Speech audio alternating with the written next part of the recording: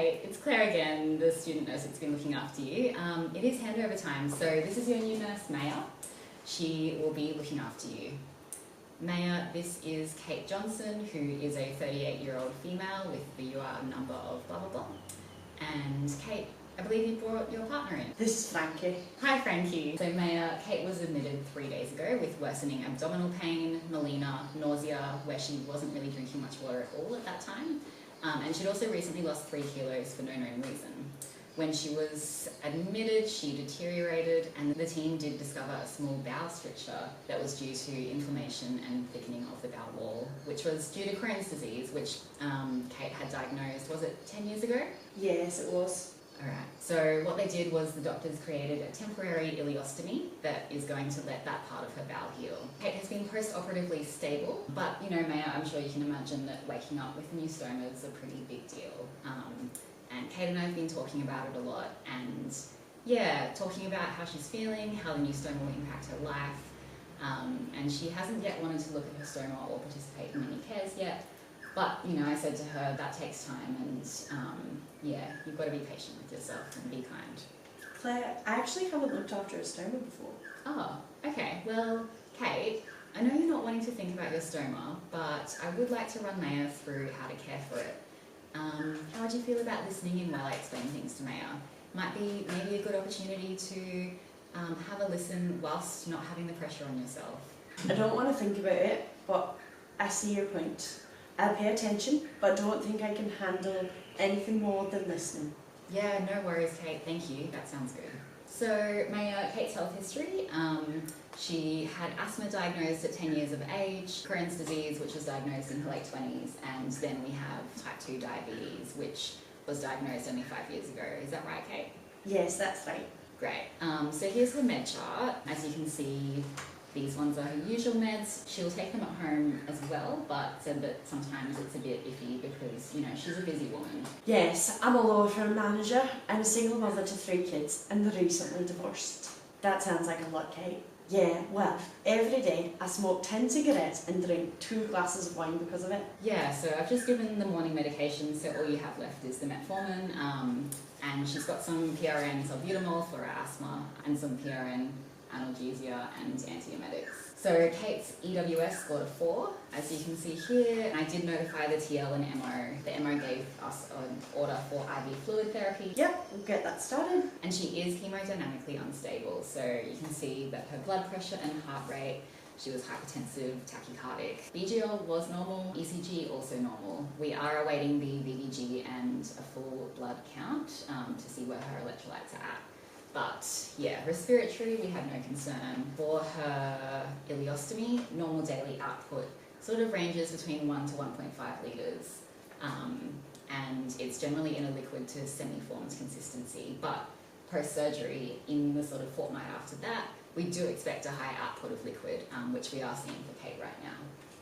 Kate is currently on a strict fluid balance chart, and that includes her output from her ileostomy. She's in a significant fluid deficit. As I said earlier, we do have Kate's girlfriend here, and she would like to talk to the stomal therapist because she only just arrived. So if you could get her in contact with them, that would be great.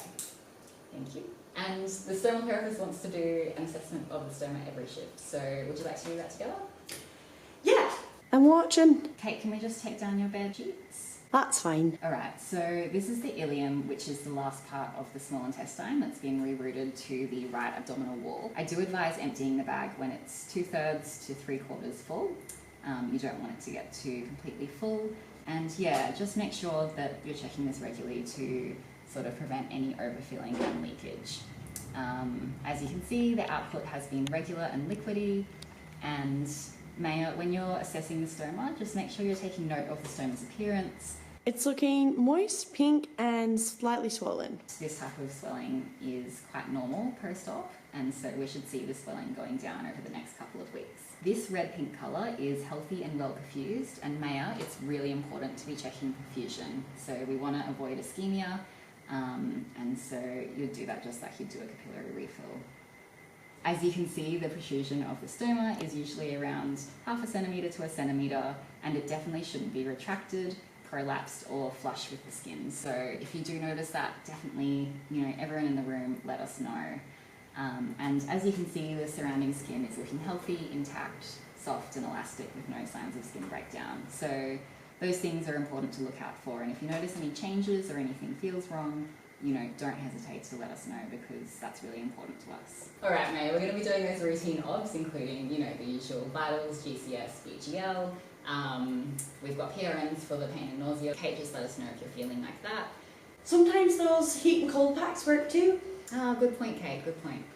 Commence those IV fluids. Here's the fluid order form here. We're doing a strict fluid balance chart too, which you can see here. We're measuring stoma output, daily weights, and we're also due daily bloods because we've got to monitor those electrolyte levels.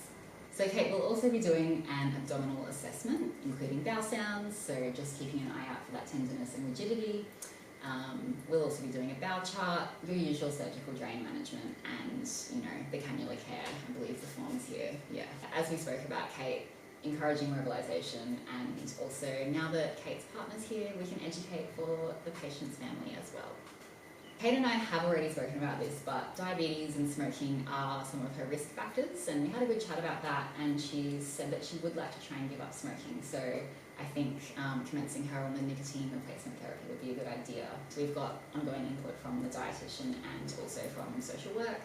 And yeah, most importantly, the stomal therapist. And for everyone in the room, they provide emotional and organisational support. So Frankie and Kate, they can connect you to ostomy support groups, and can also suggest things like smartphone apps that track your ostomy output.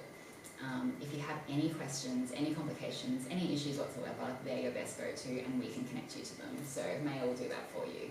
It is really important to be educating both Kate and Frankie on stomal therapy cares, so encourage that, but Kate and I have spoken about the fact that it does just take time and patience to adjust to these things. On Kate's discharge, we'll have HIF, and we'll also have the stomal therapist provide her with ongoing support. Does that sound good, Kate? Yes, that sounds grand. Any questions, Frankie? Nah, thanks, Claire. Great, well, that's it. Maya will be looking after you. Thank you. I'll see you later. Alright, I'll see you soon.